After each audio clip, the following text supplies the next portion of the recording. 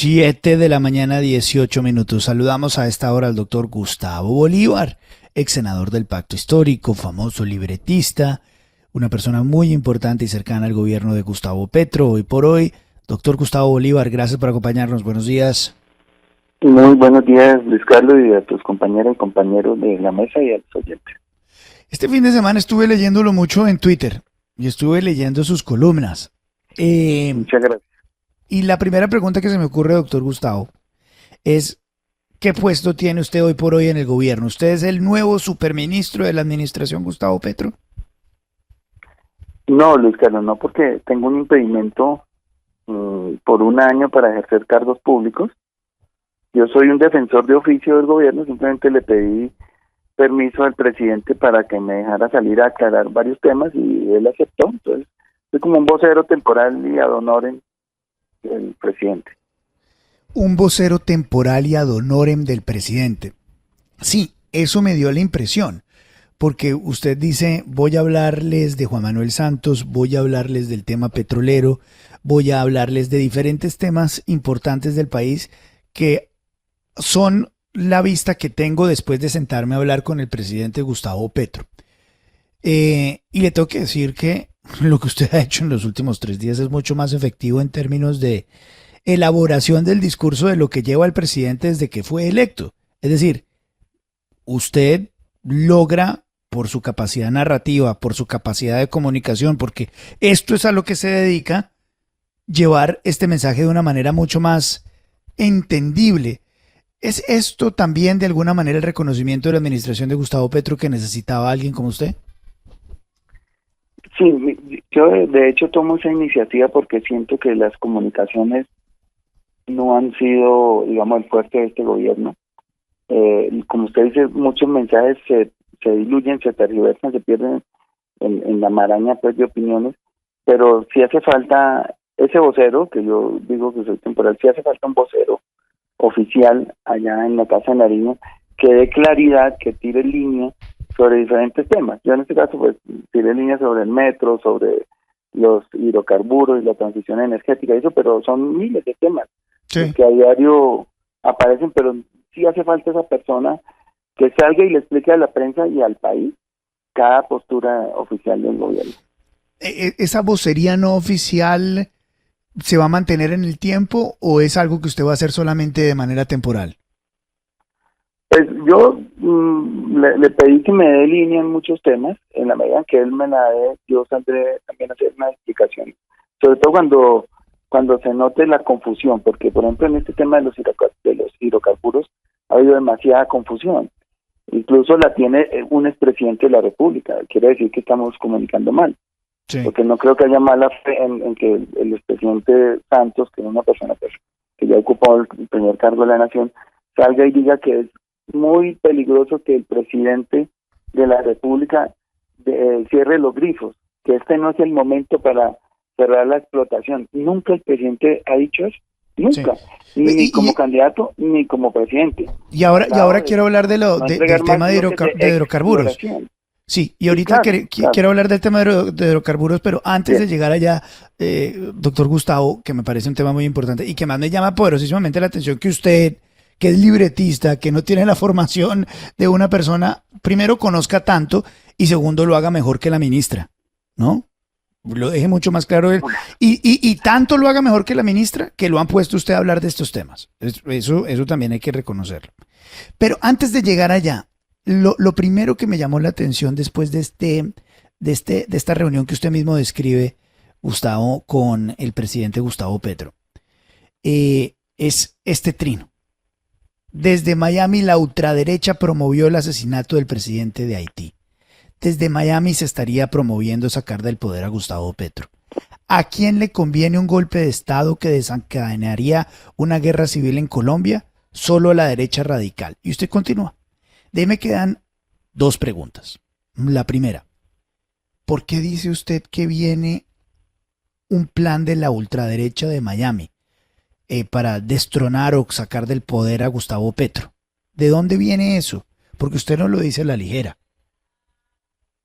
Bueno, mira, se supo de una reunión en Miami de miembros exmilitares de alto calibre colombianos con el expresidente Duque, y lo que pasa es que aquí también entra como el terreno en el que no quiero entrar, y es lo mismo que estamos criticando de la revista Semana, ¿no? La persona que nos dijo, etcétera, porque aquí quién puede, etcétera. Pero lo que estamos dejando nosotros claro, y es un tema delicado para el país, es que nosotros estamos jugando con candela. Hay un presidente elegido democráticamente, si llegan a aparecer pruebas, digamos, porque para eso hay que dejar que la justicia actúe, en el sentido de que o la campaña fue mal financiada o que se violaron topes, etcétera, pues ahí ya entra la justicia a operar. Pero a Gustavo Petro no lo están dejando gobernar, y él ha dejado claro que él tiene toda la intención, obviamente, de llegar a 2026, que entrega el poder pacíficamente en esa época, pero aquí la derecha parece no entender que ese fue la voluntad popular en las urnas, de 11.300.000 votantes. Entonces, cuando yo digo que nos podríamos abocar a una guerra civil, es porque nosotros conocemos que hay mucha gente, y el estallido social fue, digamos, un toque de alerta, que estaría dispuesta a salir a defender al gobierno en las calles, y esto se convertiría prácticamente en una guerra civil. Porque si a Gustavo llegan a dar un golpe militar, pues eso es lo que desembocaría. Un golpe militar, es que eso es lo que, esa parte, por eso yo sabía que este es uno de los temas más importantes, doctor Gustavo, porque usted utiliza varios elementos. Usted está diciendo un golpe militar. Usted está hablando de la situación en Haití donde mataron al presidente Moïse, ¿no? Lo mataron, ¿no? Entonces usted está comparando todo eso con lo que está pasando en Colombia. Y a mí me parece, esto es una posición personal, que es peligroso y además no coincide con la realidad en este sentido. Y es que todo lo que ha ocurrido hoy por hoy en el gobierno colombiano, y voy a hacer un paréntesis muy grande porque seguramente también ha habido animadversión de algunos medios de comunicación, oportunismo político, etcétera. Pero todos los hechos concretos que han pasado en Colombia emanan de la propia administración. Es decir, hablar de un golpe de Estado cuando el hijo de Gustavo Petro lo denuncia a su propia ex esposa, hablar de un golpe de Estado y un intento de asesinato cuando las grabaciones de Benedetti, que son, usted lo sabe muy bien, una persona que trabajó dentro de la campaña, provienen de la propia campaña, que las denuncias de la niñera son de la señora que trabajaba como jefe de gabinete en el gobierno, todo ha nacido del gobierno. Entonces, pensar que hay un plan supremo, y usted lo pone en el nivel de Haití, ¿no le parece exagerado, doctor Gustavo? Sí, mire, lo que pasa es que los golpes no necesariamente son militares. Lo que nosotros hemos llamado el golpe blando, y usted tiene razón en que hemos dado papaya. Pues sí, eso no se puede ocultar, digamos. Sería de tontos ocultar. Pero ha sucedido como en un entorno del presidente, prácticamente, yo le decía, presidente, muy de malas, digamos. Porque primero por allá un tema con el hijo, después un tema aquí con el hermano, después un tema aquí con su mano derecha, etcétera, pero donde uno lo que siente de Gustavo Petro no descansa, está viajando todo el día por los territorios, internacionalmente está haciendo una agenda bastante agresiva para atraer empresarios, para tratar de conseguir que nos permuten la deuda pública por el cuidado de los recursos naturales, etcétera, y uno va a ver que van apareciendo todas estas cosas, uno dice, oiga, miércoles, o no se supo rodear, que también es otro error. Pero lo que sí hace la derecha es, primero, magnificar unas cosas, utilizar otras, y eso sí pues, es válido, es parte del juego político. Pero antes de estos escándalos ya veníamos nosotros sintiendo, incluso desde algunos sectores de la prensa, ese golpe blanco que llamamos nosotros, y es tergiversar, exagerar, no difundir las cosas buenas que están pasando en el gobierno, sobre todo en materia macroeconómica, de rebaja del desempleo, del crecimiento que se tuvo, que incluso nos sorprendió a nosotros mismos, de la baja de la inflación, o por lo menos el control de la inflación, etcétera. Entonces uno nota que no estamos interesados en hacer equipo como país por encima de los partidos para sacar adelante el país, sino que estamos tratando de aprovechar cada error del gobierno y tratar de minimizar los logros que hoy son muchos. Sí, pero bueno, ex senador Bolívar, hay una gran diferencia entre aprovechar algunos digamos, faltas de un gobierno, como lo hace absolutamente toda la prensa en el mundo.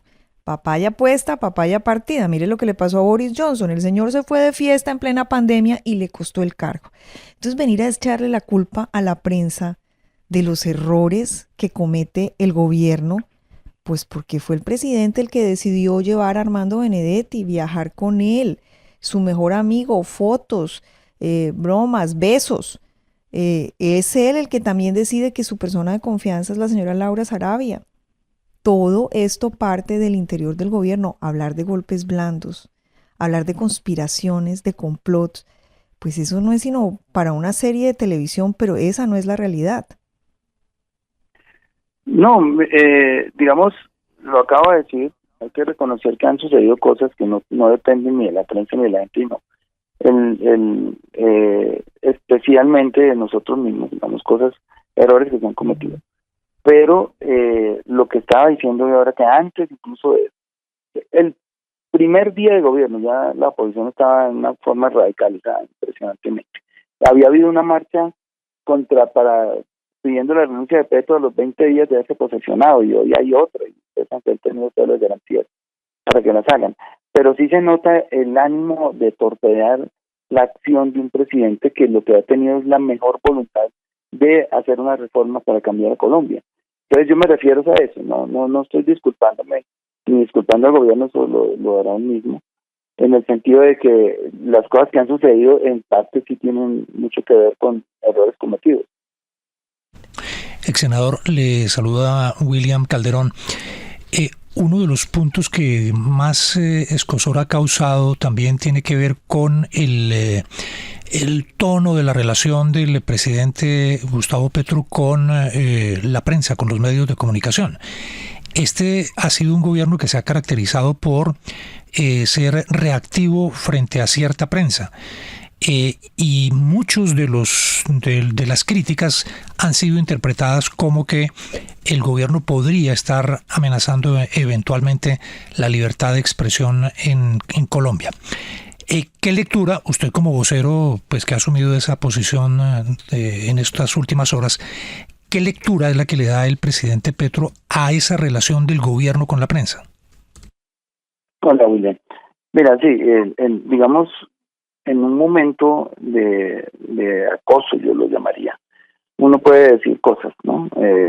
Como lo que sucedió con la mención que hizo el presidente en algún momento de la revista, de Marra, digo, para no volverla a nombrar. Y eso es una cosa que nosotros al interior también le decimos.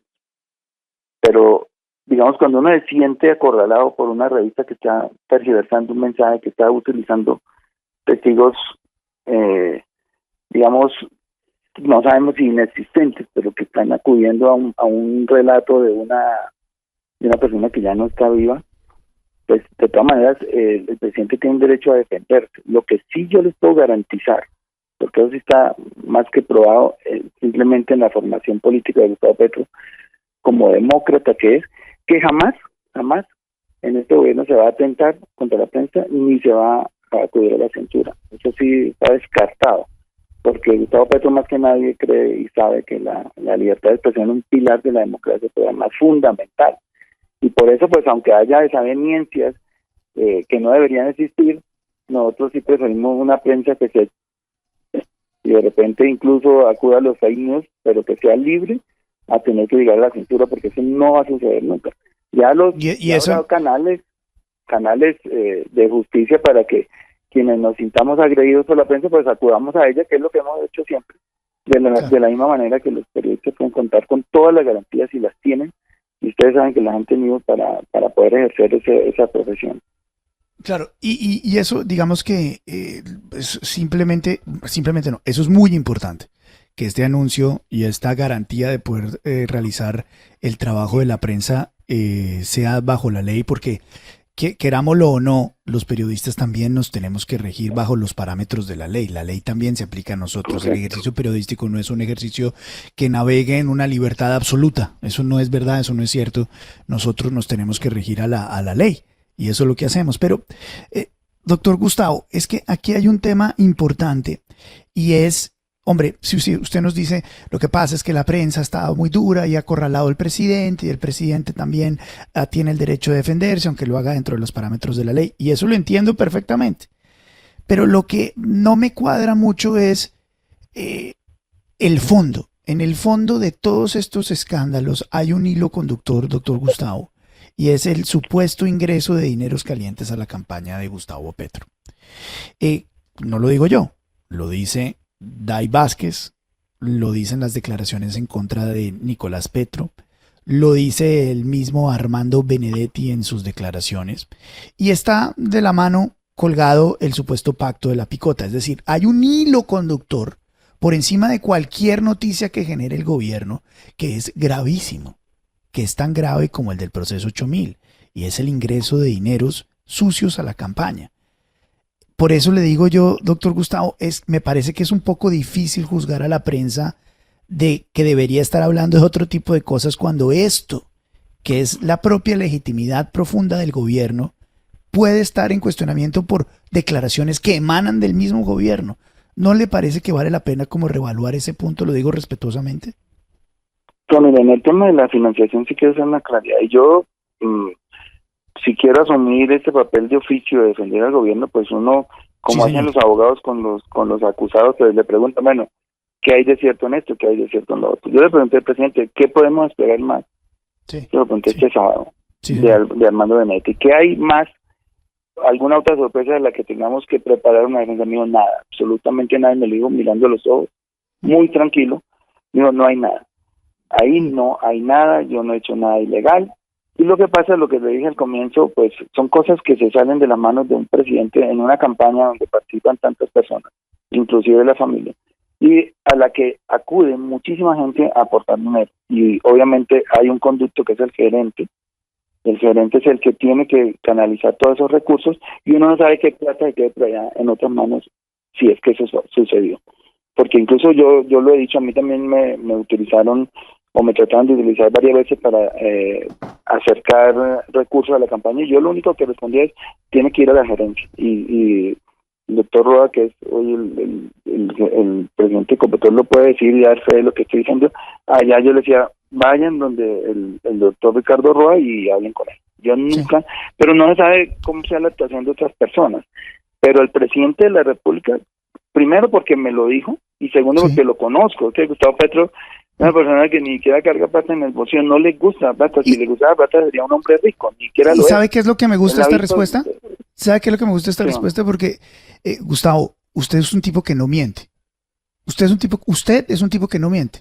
Yo la vez que he hablado con usted y las muchas que hemos hablado aquí al aire, a mí me queda claro que usted no es un tipo que no miente. Puede que vea las cosas diferentes y puede que algunas veces utilice una narrativa para presentarlas, pero usted es un tipo que no miente. Y aquí lo comprueba en esta respuesta. Es una opinión. Es en el sentido de, usted lo que nos está queriendo decir es, el presidente no metió plata del narcotráfico o de quien sea mala, él no lo hizo. Y él no se quedó con plata porque yo lo creo, él no vino a la presidencia a eso. Y eso, digamos, hay que darle el beneficio de la duda al presidente. Yo también creería que no. Pero usted no descarta que eso hubiera pasado con interpuesta persona. Y eso, doctor Gustavo, es igual de grave, ¿o no? Sí, no, clarísimo. Y es lo que nosotros mismos estamos tratando de investigar. Porque obviamente todo hay que castigarlo cuando está por fuera de la ley. Ni el gerente, ni Gustavo Petro, de eso doy fe, harían algo semejante, porque lo primero en lo que se hizo énfasis en todas las reuniones de campaña, vamos a tener la lupa encima, vamos a tener ojos de los periodistas y de los investigadores encima.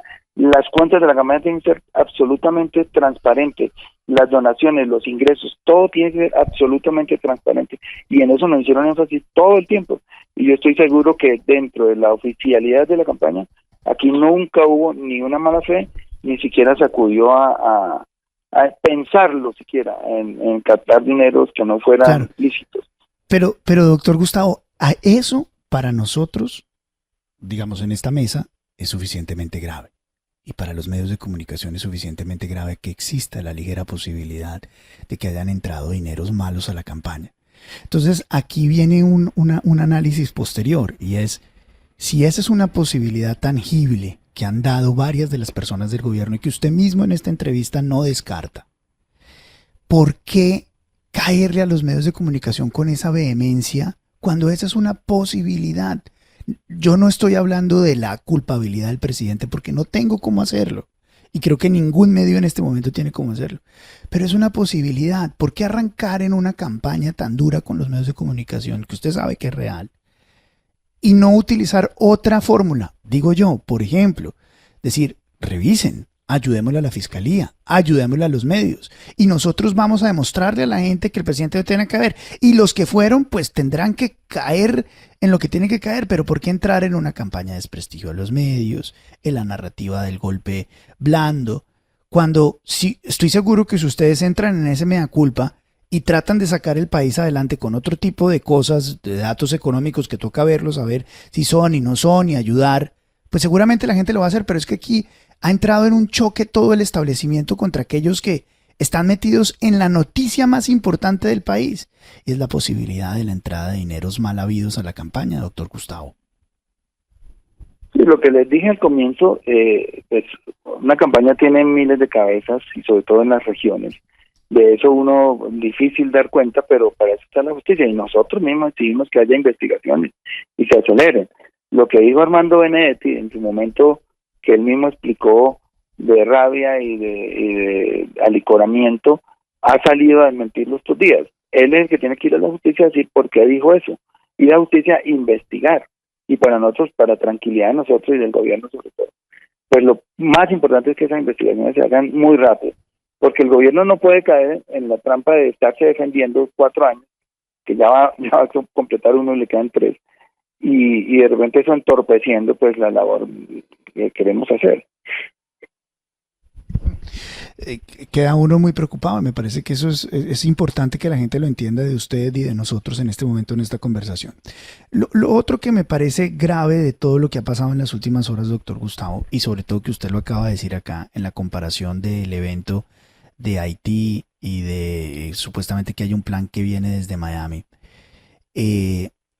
A mí me dicen, y yo tenía esto muy claro hace rato, que sí, evidentemente Iván Duque se reunió con el general Vargas en la ciudad de Miami, pero se reunieron a la luz de una invitación académica a la Universidad de la Florida, a FIU. Usted sabe de qué universidad me refiero, a el Florida International University, donde el expresidente Iván Duque está trabajando hace unos meses.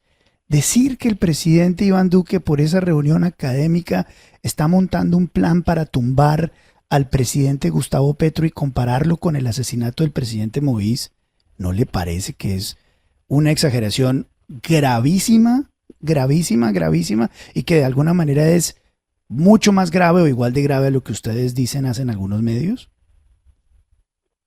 Bueno, nosotros tenemos el derecho también a escuchar muchas personas que nos cuentan cosas y advertirlas.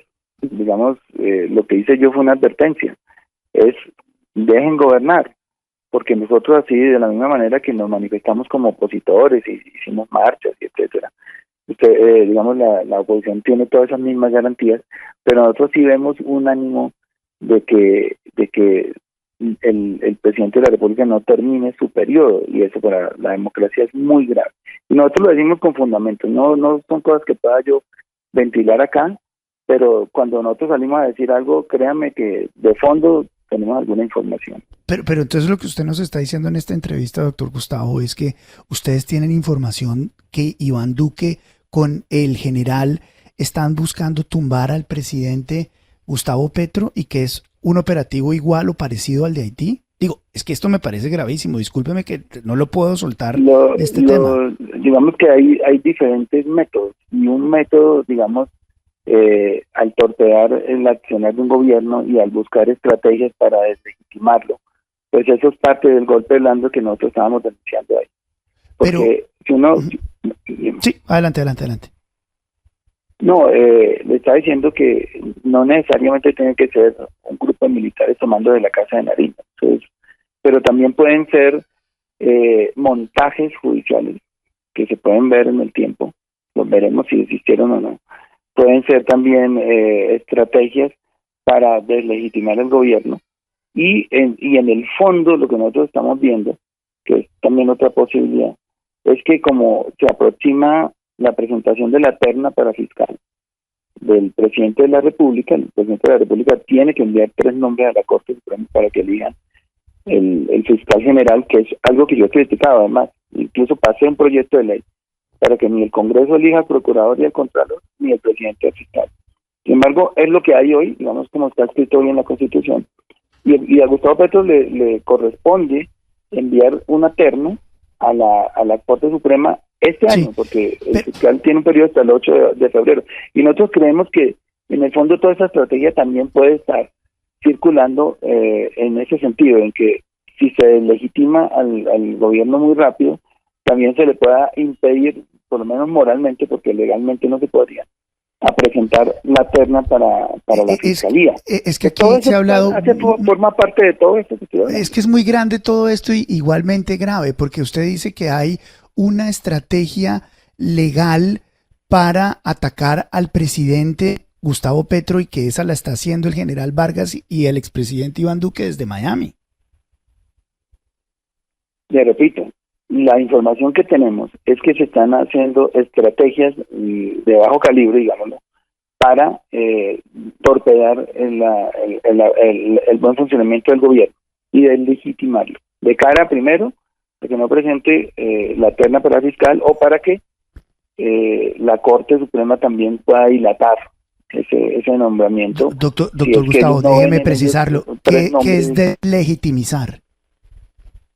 Cuando uno trata de deslegitimar un gobierno, sencillamente empiezan a aparecer voces que incluso las tengo aquí desde Miami. Por ejemplo, personajes de Miami que no son colombianos diciendo: el presidente, confiese que usted mató al coronel, el presidente de la República está loco, es un demente, y empiezan a generar unos relatos peligrosos, porque ni está loco ni es un matón, y eso es lo de menos, pero y empiezan desde allá mismo a enviar mensajes. ¿Cómo que quién? En esa reunión. ¿Cómo quién?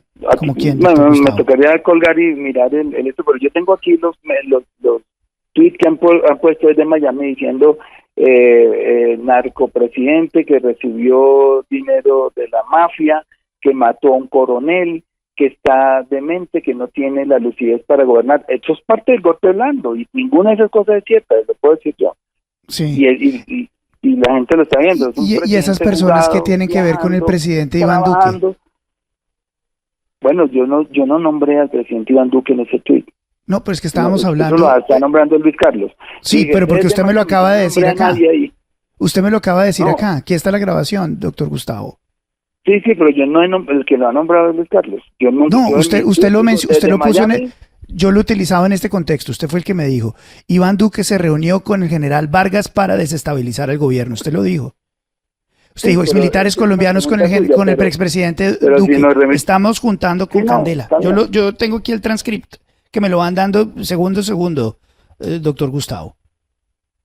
Por eso, le estoy diciendo. Usted me dice: vamos a remitirnos a un tweet que usted escribió. Yo en mi tweet no estoy dando nombres. El que nos da Luis Carlos, yo le corroboro, bueno, si haya una reunión y nos llega esta información, que es la que le estoy dando yo acá. Doctor Gustavo, el que mencionó al presidente Duque fue usted. Al presidente para ponerlo en la picota pública como un asesino, como un financiador de campañas con dinero del narcotráfico, como un demente, y eso ninguna de las cosas está pasando. Eso es lo que estoy diciendo yo. Cuando usted dice que el presidente y el general Vargas estuvieron allá, esa es la información que nos llegó a nosotros. Igual. Sí, pero tengo que reiterarlo para total aclaración. El que los menciona es usted. Y aquí tengo la grabación, doctor Gustavo. Y bueno, quiero procesarlo para no quedar yo con una cosa que yo no he dicho.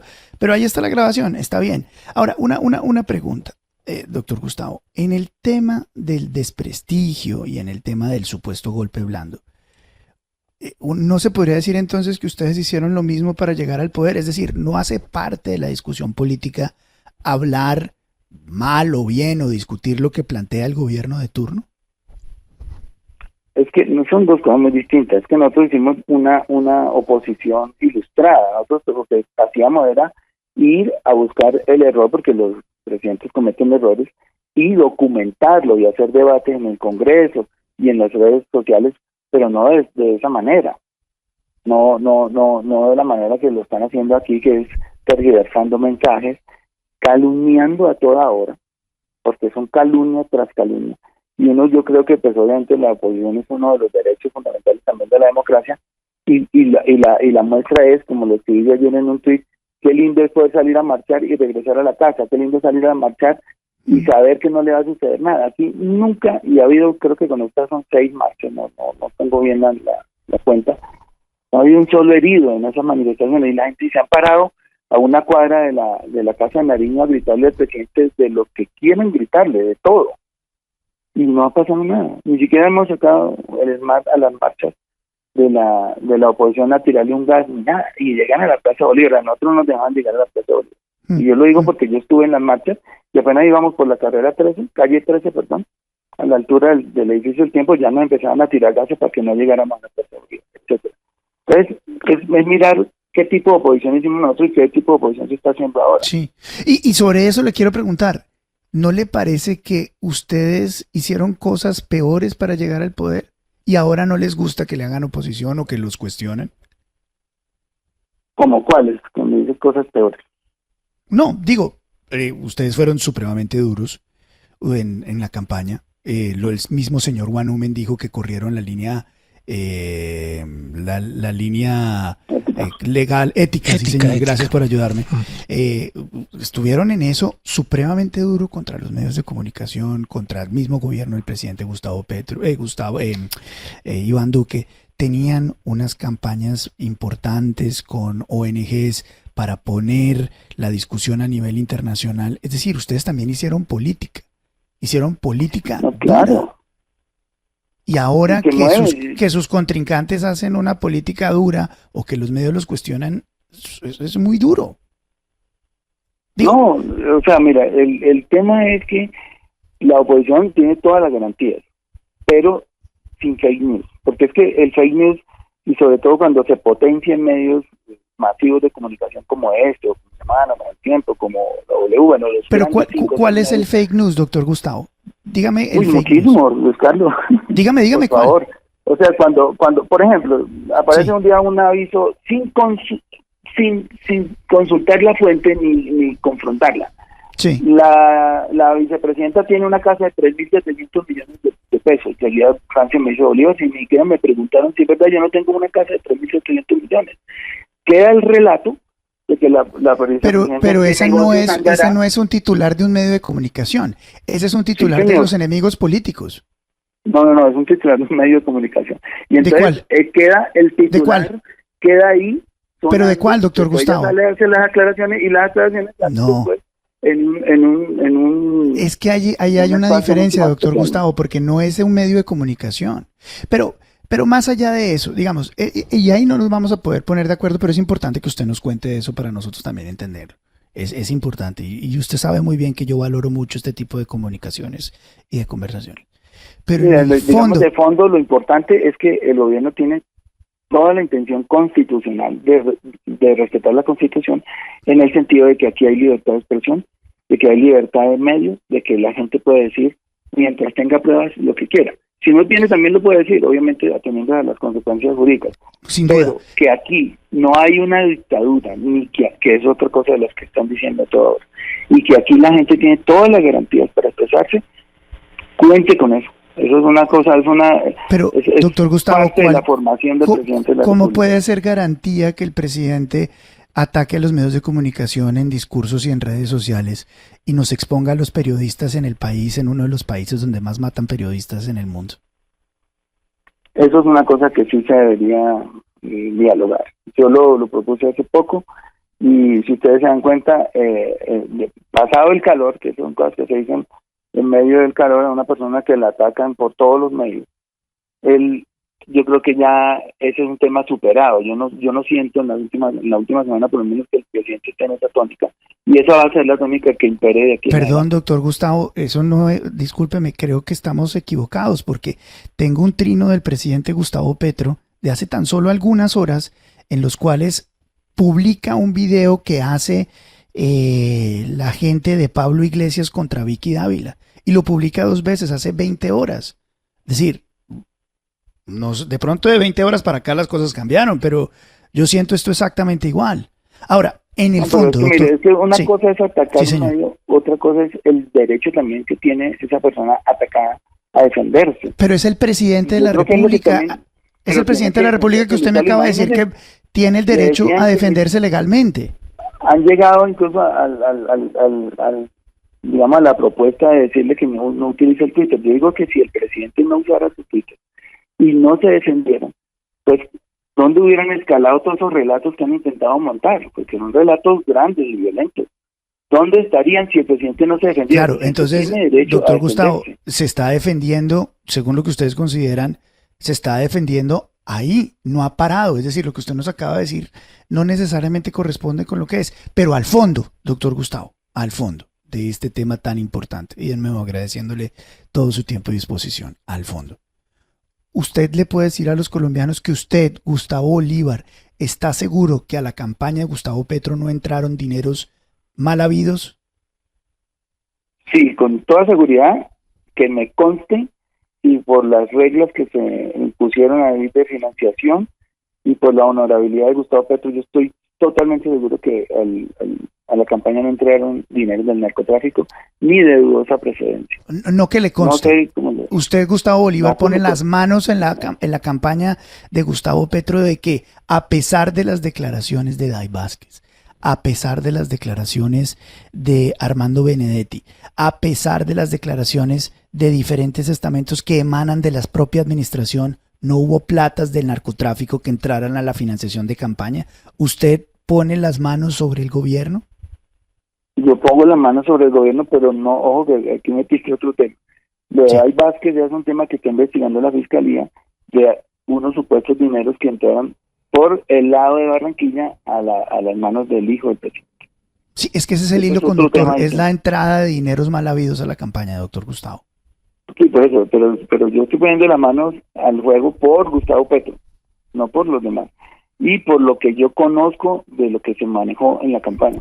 Me queda claro, entonces usted no descarta que por fuera de Gustavo Petro y de usted hubieran entrado dineros, señor. Esto es una lucha de décadas, de mucha gente. Yo realmente entré a esto hace poco, 5 años. Esto es una lucha por la que mucha gente se murió, por la que muchos jóvenes están hoy lisiados. Es una lucha muy dura para que vengan a arriesgarla, permitiendo el ingreso de 1.000 o 2.000 o lo que haya dicho Armando, 15.000 millones de pesos a una campaña. Arriesgar toda esa lucha tan terrible, sabiendo que eso en algún momento se sabe. Eso no lo permitiría Gustavo Petro, pero lo conozco enteramente y jamás lo permitiría. Por eso y de nuevo, Gustavo, ha tenido que recular. Y de nuevo, doctor Gustavo, volvemos al punto inicial. Es muy probable que Gustavo Petro no lo haya hecho en persona, pero está claro que su círculo familiar no lo habría hecho así, en el caso de Day Vázquez. Y hay denuncias hoy por hoy. Señor. En lo de Day Vázquez, el fiscal está investigando. Yo tengo entendido que los va a llamar, o ya los llamaría. Por eso. Y tienen que entrar a probar lo que dijo la señorita o la señora. Y ojalá rapidito. Porque es que eso sí es lo más importante para nosotros. Y yo no descarto que sea cierto, puede que sí, puede que no, pero eso es una cosa de la que el presidente sí no tiene ni siquiera el mínimo conocimiento. Ni siquiera el mínimo conocimiento. Y si esa plata entró, fue a las manos de Nicolás, no de la campaña, porque esa plata nunca se reportó a la campaña. Por lo que tiene que responder la campaña es por el dinero que ingresó a la campaña. Porque puede aparecer mañana por allá un líder en no sé qué departamento y alguien le diga, yo le mandé al presidente tanto y no le llegó o le llegó. Eso no pasó aquí. Había un filtro muy estricto que era el gerente de la campaña, y el gerente de la campaña, doy fe, tampoco recibió dinero. De nada, porque es que yo lo conozco, yo estuve allá y me decían, no, mira, aquí el que no pase por acá no vale, dígale que venga, etc. Entonces, yo sé que había unos controles muy estrictos, se cumplieron. De hecho, antier, el CNE acaba, antier o antes de ayer, creo que fue el viernes, mandaron la resolución en la que le reconoce ya los 13.000 millones de pesos de reposición de votos de la última vuelta. Y eso quiere decir que el CNE ya revisó, porque ellos para entregar ese dinero, para autorizar el pago de los dineros, tienen que revisar las cuentas minuciosamente y seguramente lo tuvieron que hacer porque acaban de hacer ese desembolso que obviamente va para los bancos, porque esta campaña se financió mayoritariamente con préstamos bancarios. Doctor Gustavo. Incluso hoy estamos en un problema gigante porque en esa época los intereses eran muy bajos. Sí. Y al demorarse el desembolso, pero pues esos intereses está claro que pudo haber pasado otras cosas y que usted no está poniendo las manos sobre, y lo entiendo perfectamente. Dígame una cosa, claro. ¿Usted qué piensa sobre Laura Sarabia? ¿Usted cree en la idoneidad de Laura Sarabia? Yo pienso que, bueno, Laura Sarabia es una persona que llegó a la campaña de la mano de Armando Benedetti. Sí, señor. Y Armando Benedetti dijo algo que a mí me llamó la atención, dentro de las cosas, porque yo escuché muy bien todos esos audios. Sí. Y es cuando le decía a Laura, si yo en vez de irme con Petro me hubiera ido con Rodolfo, tú estarías trabajando con Rodolfo. Y mire que eso tiene de trasfondo algo muy importante, y es que el presidente no tenía alrededor, a pesar de que la chica lo estaba haciendo muy bien, con mucha prudencia, y se había ganado la confianza del presidente, pero no tenía alrededor personas de la causa, es decir, que sí o sí estarían con él. Entonces, cuando Armando Benedetti dice eso, a mí me deja pensando, y tiene razón. Y me dice, claro, que Benedetti se va con otro fulano, ¿vale? Se llama Fernando Pereira. Pues Laura hubiera terminado trabajando allá porque era su asistente. ¿Sí entiendes? Entonces no tenía el presidente al lado esas personas de esa formación, como estos que están sonando para suceder a Laura. ¿Cierto? Sí. Un Jorge Rojas, bueno, no vamos a poner nombres acá. Pero le pregunté que si usted creía en la idoneidad y en la honestidad de Laura Sarabia. Pues mira, lo que pasa es que esos cargos de confianza son de intuición, son, digamos, cuando el presidente es el que tiene que elegir ese cargo de confianza, y él en ese momento, y creo que lo sigue sintiendo, sintió mucha confianza por ella, por cómo manejó la agenda, porque en el fondo cuando ella llega de la mano de Armando Benedetti a la campaña, Benedetti está también en cosas logísticas y ella termina manejando la agenda del presidente. Tuvo que haberle gustado al presidente ese manejo. Sí. Y le invitó a trabajar al Palacio. Pero digo, la honestidad de Laura Sarabia, la honestidad de ella. Pero hablo de la honestidad. Que le faltaba más experiencia y le faltaba más Doctor Gustavo, capacidad de análisis político. Pero hablo de la honestidad, porque es que en el fondo también aquí se está hablando desde una plata que se habrían robado de la casa de Laura Sarabia. ¿Usted confía en Laura Sarabia? Yo no conocía a Laura a fondo, digamos, yo simplemente las veces que fui a Palacio o en campaña, pues yo sí constantemente, pero ya ir a poder dar ni siquiera un dictamen o una apreciación sobre su honestidad, me queda difícil, porque no llegué, digamos, a ese nivel de intimidad con ellos, o sea, no sabría decirlo, la verdad. Pero yo creo que si el presidente la puso en ese cargo de confianza, él cree en la honestidad de Laura. Doña Darcy tiene pregunta. Sí, pues obviamente no se puede ir el doctor Bolívar sin decirnos si va a ser o no candidato a la alcaldía de Bogotá. Pues mira, yo quise tocar el tema con el presidente, pero él me dice, no, yo no puedo hablar de política. Les doy un consejo, hable con los presidentes de los partidos y hagan una encuesta y ustedes miran ahí las posibilidades. Pero eso fue todo lo que charlamos porque él no se quiso meter, no dio línea y prácticamente yo lo estaba buscando era para eso. Entonces, ¿en qué quedamos? Yo hablé con los presidentes de los partidos en hacer una encuesta donde se midan las combinaciones de segunda vuelta, sobre todo porque, pues digamos, por historia electoral es muy probable que nosotros tengamos un paso seguro a la segunda vuelta. Pero en segunda vuelta nosotros vamos a mirar, a medir esas combinaciones probables entre el candidato de pacto histórico y Galán, candidato de pacto histórico y Oviedo y candidato y Lara, etc.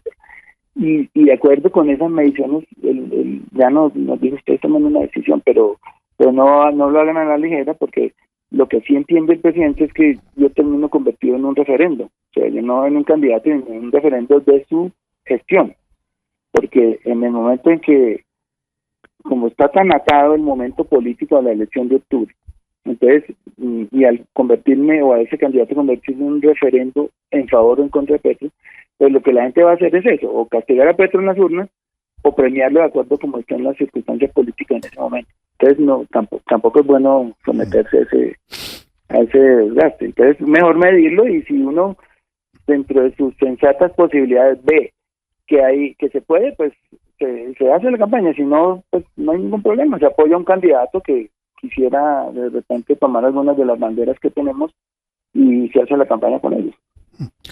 8 de la mañana, 3 minutos, nos tenemos que ir a los titulares, pero seguramente vamos a tener que hablar con el defensor de oficio, que se autodescribe de esa manera, el doctor Gustavo Bolívar, de la administración de Gustavo Petro. Doctor Bolívar, como siempre, es un placer tenerlo acá en los micrófonos, muy amable, muy gentil. Bueno, Carlos, muchas gracias a todos.